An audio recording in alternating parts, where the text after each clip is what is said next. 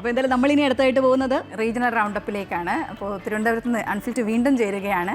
ഒപ്പം കെ പ്രശാന്ത് ഉണ്ട്. മലബാറിൽ നിന്നുള്ള വിശേഷങ്ങളുമായി രേഷ്മയും നമ്മോടൊപ്പം ചേരുകയാണ്. അൺഫിൽറ്റിലേക്ക് തന്നെയാണ് ആദ്യം പോകുന്നത്. അൺഫിൽറ്റ് ഇന്ന് അയ്യങ്കാളി ശ്രീനാരായണഗുരു ജയന്തിയോടനുബന്ധിച്ച് പരിപാടികളൊക്കെ സംസ്ഥാനത്തുടനീളം ഉണ്ടാകുമെന്ന് പ്രതീക്ഷിക്കുന്നു. നേരത്തെ അൺഫിൽറ്റ് റിപ്പോർട്ട് ചെയ്ത വാർത്തകൾ കൂടാതെ മറ്റെന്തെല്ലാം നമുക്ക് ഇന്ന് തിരുവനന്തപുരം റീജിയനിൽ നിന്ന് പ്രതീക്ഷിക്കണം?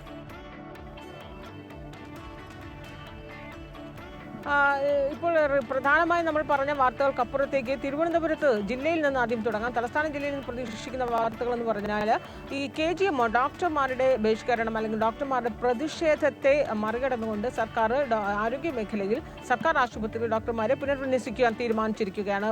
ഈ ജനറൽ ആശുപത്രികളിലും ജില്ലാ ആശുപത്രികളിലും ഒക്കെ തന്നെ 24 മണിക്കൂർ സൂപ്പർ സ്പെഷ്യാലിറ്റി ഡോക്ടർമാരുടെ സേവനം. അപ്പോൾ അക്കാര്യത്തിൽ ഇന്ന് ഈ KGMയുടെ ഒരു പ്രതിഷേധം അല്ലെങ്കിൽ KGMയുടെ പ്രതികരണമൊക്കെ നമ്മൾ പ്രതീക്ഷിക്കുകയാണ്.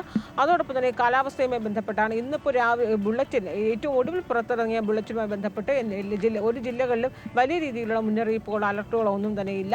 അപ്പോൾ മഴയുടെ തീവ്രത അല്ലെങ്കിൽ മഴ ഏറെക്കുറെ മാറി നിൽക്കുന്ന ഒരു സാഹചര്യമാണ് എന്ന് പ്രതീക്ഷിക്കുകയാണ്. അതോടൊപ്പം തന്നെ KSEBയുമായി ബന്ധപ്പെട്ട വാർത്തകൾ KSEB റെഗുലേറ്ററി കമ്മീഷൻ KSEBക്ക് നിർദ്ദേശം നൽകിയിട്ടുണ്ട്. വൈദ്യുതിയുടെ ചാർജ് ഉയർത്തുന്നതടക്കവും അതോടൊപ്പം തന്നെയും വൈദ്യുതി പുറത്തുനിന്ന് വാങ്ങുന്നതടക്കമുള്ള ചില നിർദ്ദേശങ്ങൾ വന്നിട്ടുണ്ട്. ഇതുമായി ബന്ധപ്പെട്ടുള്ള അതിൻ്റെ ഫോളോ അപ്പുകളൊക്കെ തന്നെ തലസ്ഥാനം കേന്ദ്രീകരിച്ച് തിരുവനന്തപുരം കേന്ദ്രീകരിച്ച് നമ്മൾ പ്രതീക്ഷിക്കുകയാണ്. ഒപ്പം തന്നെ CPM CPIയുടെ തർക്കം വളരെ ശക്തമായി ഉടലെടുക്കുന്ന സാഹചര്യത്തിൽ നേതാക്കന്മാരുടെ പ്രതികരണമൊക്കെ തന്നെ നമ്മൾ പ്രതീക്ഷിക്കുന്നു. കൊല്ലത്തേക്ക് വരികയാണെങ്കിൽ ഇന്ന് ഏറ്റവും പ്രധാനം 3 മന്ത്രിമാർ ഇന്ന് കൊല്ലത്തുണ്ട്. ആഭ്യന്തരമന്ത്രി PC വിഷ്ണുനാഥ്, ബിന്ദു കൃഷ്ണ, ഇവർ 3 പേരുടെ വിവിധ പരിപാടികളുണ്ട്. മറ്റൊന്ന് കൊല്ലത്ത് ഏറ്റവും പ്രധാനമാകുന്നത് കരുനാഗപ്പള്ളിയിൽ എല്ലാ തവണയും സംഘടിപ്പിക്കുന്ന ശ്രീനാരായണ വള്ളംകളി ട്രോഫി വള്ളംകളിയുണ്ട്. ഉച്ചയ്ക്ക് 2 മണിക്ക് സാംസ്കാരിക മന്ത്രി PC വിഷ്ണുനാഥ് ഉദ്ഘാടനം ചെയ്യും. പത്തനംതിട്ട ജില്ലയിലേക്ക് വരികയാണെങ്കിൽ തിരുവോണ ദിനത്തിൽ മദ്യപിച്ച് വാഹനം ഓടിച്ച് ഒരാൾ മരിക്കുകയും 7 പേർക്ക് പരിക്കേൽക്കുകയും ചെയ്ത സംഭവം, അതിൽ പോലീസിന്റെ തുടർ നടപടികൾ പ്രതീക്ഷിക്കുകയാണ്. അതോടൊപ്പം തന്നെ ശബരിമല പൂജയുമായി ബന്ധപ്പെട്ടുള്ള അവിടെ തുടർ പൂജാ കർമ്മങ്ങൾ ഇന്നുണ്ട്. അതോടൊപ്പം തന്നെ വിവിധ മന്ത്രിമാരുടെ പരിപാടികളും പത്തനംതിട്ട ജില്ല കേന്ദ്രീകരിച്ചുണ്ട്. ഇതൊക്കെയാണ്. അതോടൊപ്പം തന്നെ പത്തനംതിട്ടയിലും ഈ ശ്രീനാരായണ ഗുരു ജയന്തിയുമായി ബന്ധപ്പെട്ട് SNDP വിവിധ ശാഖകളുടെ ഘോഷയാത്രയും ചില പ്രദർശനങ്ങളും ഒക്കെ തന്നെയും വിവിധ ഇടങ്ങളിൽ ഒരുക്കിയിട്ടുണ്ട്. ഇതൊക്കെയാണ് പ്രധാനമായും തെക്കൻ ജില്ലയിൽ നിന്ന് ഇന്ന് നമ്മൾ പ്രതീക്ഷിക്കുന്ന വാർത്തകൾ. ശ്രീജ. ശരി അൺഫിൽറ്റ്, ഇനി പ്രശാന്തിലേക്കാണ് പോകുന്നത്. നമുക്ക് മധ്യ കേരളത്തിലെ കാര്യങ്ങൾ അറിയേണ്ടതുണ്ട്. Prashant, good morning. ഈ പറഞ്ഞതുപോലെ ഇന്ന് ചതയ ദിനമാണ്. അതുമായി ബന്ധപ്പെട്ട വള്ളംകളി മത്സരം അടക്കം ഒരുപാട് പരിപാടികൾ മധ്യ കേരളത്തിൽ നിന്നുണ്ട്. എങ്ങനെയൊക്കെയാണ് വാർത്തകളൊക്കെ? എങ്ങനെയാണ്?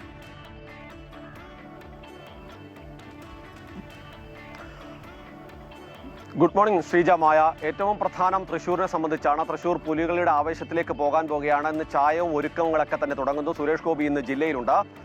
പാറമേക്കാവിൻ്റെ ഒരു ഓഡിറ്റോറിയത്തിൽ ഉദ്ഘാടനം ഉൾപ്പെടെയുള്ള പരിപാടികളുണ്ട്. ഇതാണ് പ്രധാനമായും തൃശ്ശൂരിനെ സംബന്ധിച്ചുള്ളത്.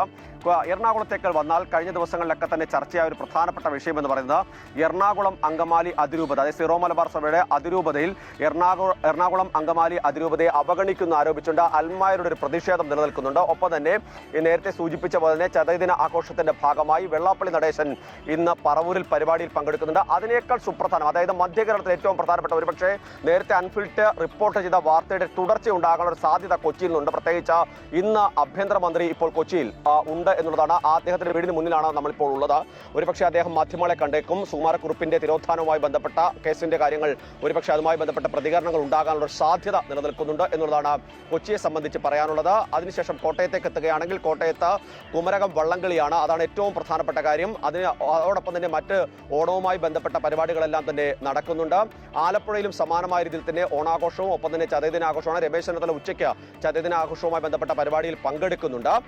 അതോടൊപ്പം തന്നെ പ്രധാനപ്പെട്ട ഒരു കാര്യം എന്ന് പറഞ്ഞാൽ ഐസ് ഫാക്ടറി ഗേറ്റ്, അതായത് അതൊരു അറിയിപ്പ് കൂടിയാണ്. അവിടെയുള്ള റെയിൽവേ ഗേറ്റ് ഇന്ന് അടഞ്ഞു കിടക്കും. അതുകൊണ്ട് കല്ലൻ ഗേറ്റ് വഴി ആയിരിക്കണം യാത്രക്കാർ പോകേണ്ടെന്നൊരു മുന്നറിയിപ്പ് റെയിൽവേയുടെ ഭാഗത്തു നിന്ന് നൽകിയിട്ടുണ്ട്.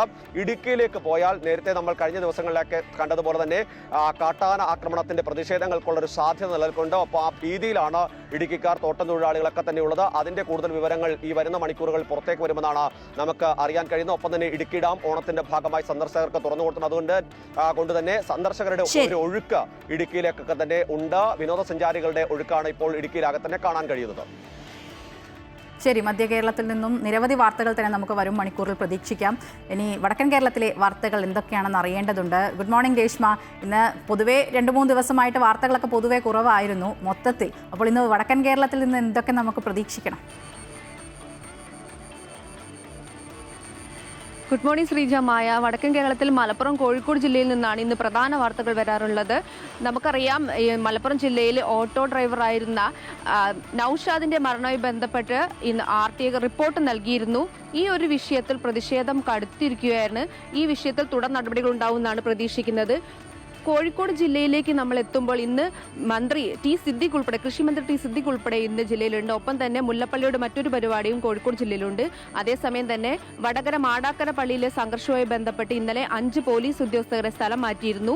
ഇതുമായി ബന്ധപ്പെട്ട തുടർ ന്യൂസുകളും ഇന്ന് ഇവിടെ നിന്നുണ്ടാവും. ഒപ്പം തന്നെ താമരശ്ശേരി ഫ്രഷ് കട്ടുമായി ബന്ധപ്പെട്ടുള്ള വാർത്തകളാണ് ഇന്ന് വരാനുള്ളത്. ഫ്രഷ് കട്ട് ഈ സ്ഥലത്ത് നിന്ന് മാറ്റാനുള്ള നടപടികൾ തുടരുകയാണ്. 31-നുള്ളിൽ ഈ സ്ഥലത്ത് നിന്നും ഫ്രഷ് കട്ട് മാറ്റുമെന്നാണ് പ്രതീക്ഷിക്കുന്നത്. ഇതുമായി ബന്ധപ്പെട്ട വാർത്തകളും കോഴിക്കോട് ജില്ലയിൽ നിന്ന് ഇന്ന് വരാനുണ്ട്. ഒപ്പം തന്നെ നമുക്കറിയാം, MDMA കേസുമായി, വടകര MDMA കേസുമായി ബന്ധപ്പെട്ടുള്ള തുടർ നടപടികളും അതിന്റെ അന്വേഷണവും തുടരുകയാണ്. ഈ ന്യൂസും ഇന്ന് പ്രധാനപ്പെട്ടതാണ്. കോഴിക്കോട് ജില്ലയിൽ നിന്ന് വയനാട് ജില്ലയിലേക്ക് കടക്കുകയാണ്.